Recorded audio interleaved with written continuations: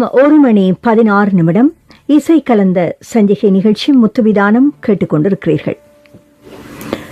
பிள்ளைகளுக்கு தாய் தந்தை இருவருமே கண்கண்ட தெய்வங்கள் என்று சொல்வார்கள். தாயிற் சிறந்த கோவிலும் இல்லை, தந்தை சொல்மிக்க மந்திரமில்லை என்பது ஆண்டோர் வாக்கு.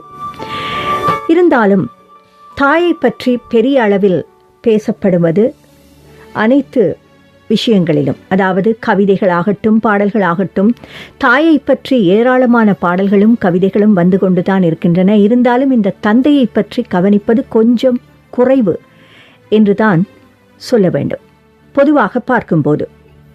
ஆனால் இந்த தந்தையை பற்றி கவனிக்கவில்லையே என்று தந்தைமார் கவலைப்படுவதில்லை என்றொரு வித்தியாசமான தகவல் இங்கே வந்திருக்கிறது. அதாவது அப்பாவிற்கு அழத் தெரியாது என்றொரு தகவல்.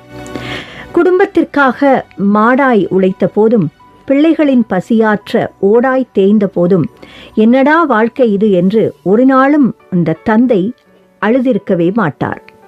மனைவியை நெஞ்சில் சுமந்து, பிள்ளைகளை தோளில் சுமந்து, குடும்ப பொறுப்புகளை தலையில் சுமந்து, போகும் வழி தெரியாமல் விழி பிதுங்கி நின்ற போதும், தான் கலங்கினால் குடும்பம் உடைந்துவிடும் என கல்லாய் நின்றவர்.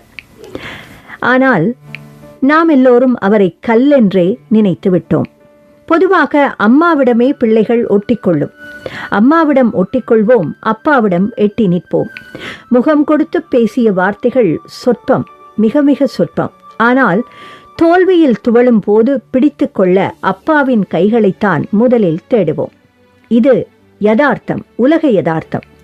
நம்மை அள்ளி அணைத்து முத்தமிட்டதில்லை என்றாலும் தள்ளி நின்று உணர்ச்சி வெள்ளத்தில் ததும்பும் ஜீவன்தான் அந்த அப்பா என்ற ஜீவன். நாம் உண்ணும் சோறும் உடுத்தும் உடையும் படித்த படிப்பும் அப்பாவின் வேர்வையில்தான் என்று ஒரு நாளும் அந்த தந்தை சொல்லிக் காட்டியதே இல்லை. நேரில் நம்மிடம் 4 வார்த்தை கூட பேசாதவர், ஆனால் ஊர் முழுக்க நம்மை பற்றித்தான், அதாவது பிள்ளைகளை பற்றித்தான் பெருமையாக பேசித் திரிவார் தந்தை. அம்மாவின் பாசத்தை அங்கலாய்க்கும் நாம் அப்பாவின் பாசத்தை உணரக்கூட இல்லையோ என்று தோன்றுகிறது. நமக்கு மீசை முளைத்தால், அதாவது ஆண்களுக்கு அப்பா குதூகலிப்பார். தோளுக்கு மேல் வளர்ந்து விட்டால் அவரே உயரமானதாக உணர்வார். வாழ்க்கையில் நம்மை முன்னே நடக்கவிட்டு பின்னே நின்று பெருமிதத்துடன் ரசிப்பார். நமது வாழ்க்கையின் பின்னால் அப்பா எப்போதுமே இருப்பார். அப்பாவிற்கு பாசத்தை வெளிப்படுத்த தெரியாது, அப்பாவிற்கு கொஞ்ச தெரியாது, அப்பாவிற்கு போலியாய் இருக்க தெரியாது, அப்பாவிற்கு தனது கஷ்டத்தை வெளிக்காட்ட தெரியாது, அப்பாவிற்கு தனக்காக எதையும் சேர்த்து வைத்துக் கொள்ளவும் தெரியாது, அவருக்கு அழவும் தெரியாது. வளர்த்த கடா மார்பில் பாய்ந்த போதும், ஒருவேளை சோற்றுக்காக மருமகளுக்கு வேலைக்காரனாய் மாறிப்போன போதும், முதியோர் இல்லத்திற்கு தூக்கி வீசப்பட்ட போதும் அப்பா அழுதவர் இல்லை. நமது சந்தோஷத்திற்காகவே எதையும் தாங்கும் ஆன்மாதான் இந்த அப்பா.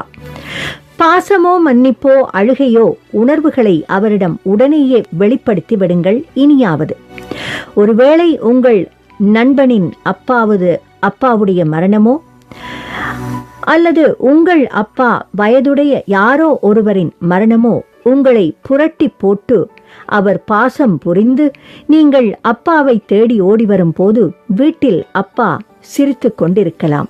எங்கே? புகைப்படத்தில். பாவம், அவருக்குத்தான் அழவே தெரியாதே. எனவே தந்தைமாரை இருக்கும் போதே கவனிக்க வேண்டும் என்பதே இந்த தகவல் நமக்கு விளக்கி நிற்கிறது.